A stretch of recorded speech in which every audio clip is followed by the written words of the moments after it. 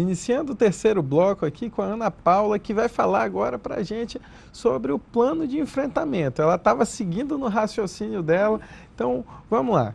O que consiste esse plano, Ana Paula? Em diretrizes direcionadas ao enfrentamento dessa grande mazela que é a violência sexual contra a criança e adolescente. Como eu havia colocado, o nosso estado ele é um dos que apresenta o maior número, né, de casos de violência sexual contra a nossa criança e adolescente.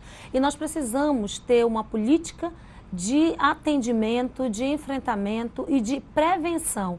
E o plano ele é justamente isso. Ele vem para trazer as estratégias que devem ser tomadas, as diretrizes que devem ser viabilizadas para que haja um enfrentamento, haja uma tentativa de diminuição dessa grande mazela no nosso estado. Certo.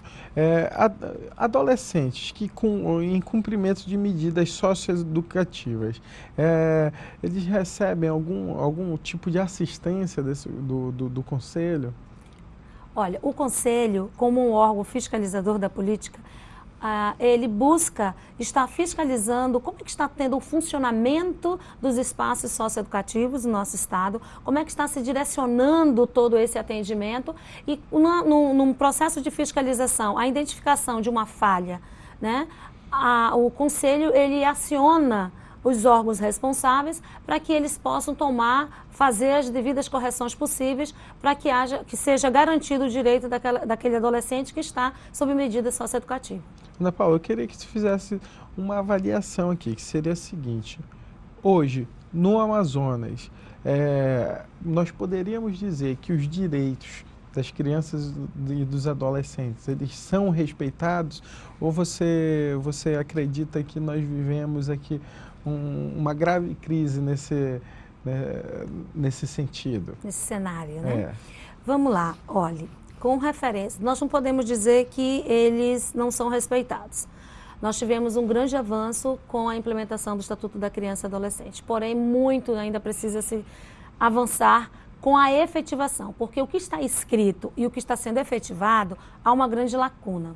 O nosso Estado ainda precisa melhorar muito o olhar para a infância. Por que eu digo um olhar para a infância? Porque a impressão que se tem é que nós ainda estamos presos a uma percepção de menoristas. Olhando para os nossos crianças e adolescentes, apesar de estar escrito, está deliberado que crianças e adolescentes são sujeitos de direito, nós ainda não respeitamos esses sujeitos de direitos.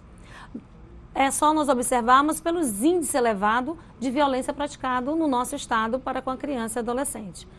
Nós temos um índice elevadíssimo de violência sexual contra a criança e adolescente, principalmente no que se refere às meninas. Nós temos um número elevado de crianças que estão ainda fora de escola. Nós temos um número elevado de adolescentes e jovens que evadem-se da escola, que são inseridos no mercado de trabalho.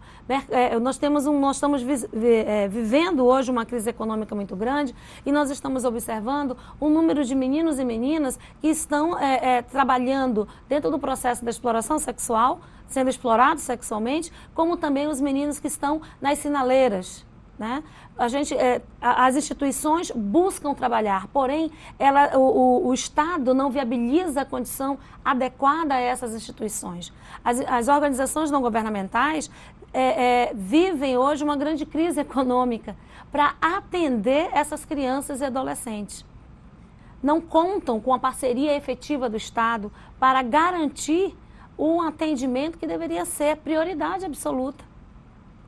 Nós vamos visualizando de uma forma geral que o nosso estado não é uma realidade só do estado do Amazonas, mas o nosso estado ele ainda é muito negligente quando se trata da prioridade absoluta do atendimento à criança e adolescente. Porque se nós pararmos para observar, a capital tem muita coisa, Manaus tem muita coisa, mas se nós viajarmos aos nossos municípios, nós vamos ver o verdadeiro abandono.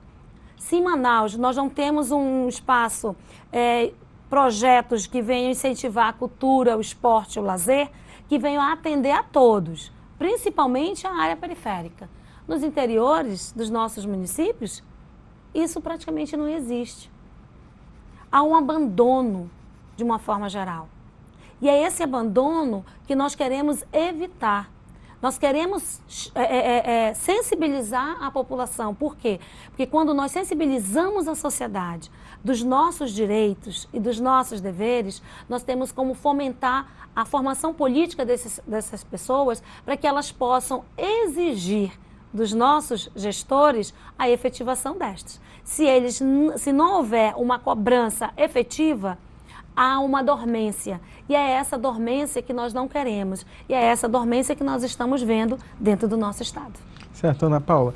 E aqui o Diário Interativo, ele quer, nesse momento, ao final do nosso programa, já abrir um espaço para te fazer umas considerações finais e falar do Conselho, apresentar o Conselho para os nossos telespectadores nas suas considerações finais.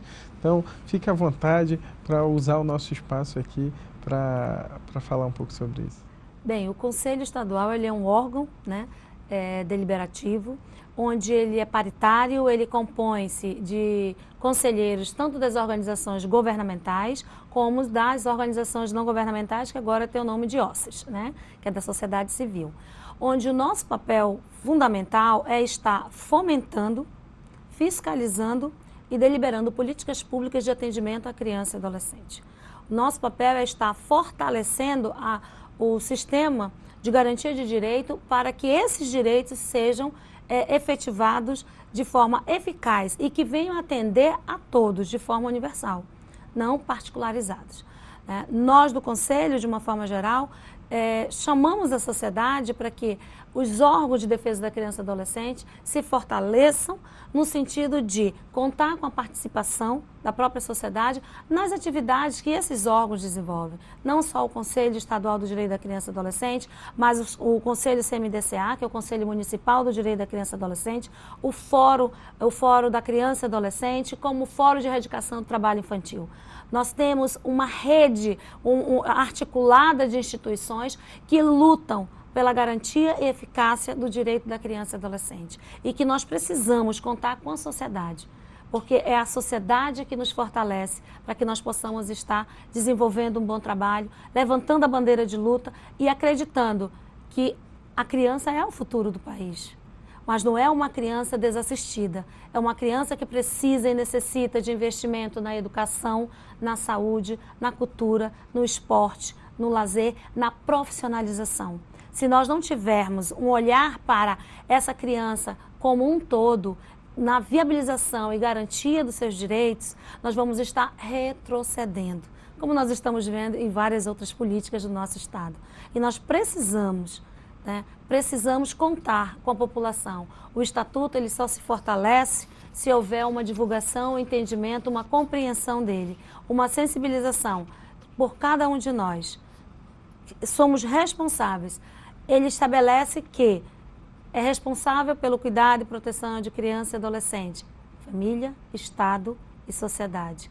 Todos nós devemos zelar e efetivar a garantia desses direitos. E nós conclamamos a sociedade para que levante a bandeira de luta pelas nossas crianças e adolescentes. Olhe para cada uma criança que está desassistida e perceba, hoje é uma criança que você não conhece. Amanhã você não sabe se pode ser o seu filho, ou um neto, um primo, um irmão que pode estar naquela situação. Então é hora de nós olharmos e acreditarmos que é possível fazer a diferença, se cada um de nós fizer a sua parte. Ficamos muito agradecidos de poder te receber aqui no nosso Diário Interativo, Ana Paula. Foi, com certeza, muito enriquecedor para mim, para a equipe, para o nosso telespectador que nos assiste aqui, poder conhecer um pouco mais sobre o trabalho do Conselho, um pouco mais sobre o ECA e essa temática que é tão importante. Muito obrigado, Ana Paula, e esse foi o nosso Diário Interativo de hoje.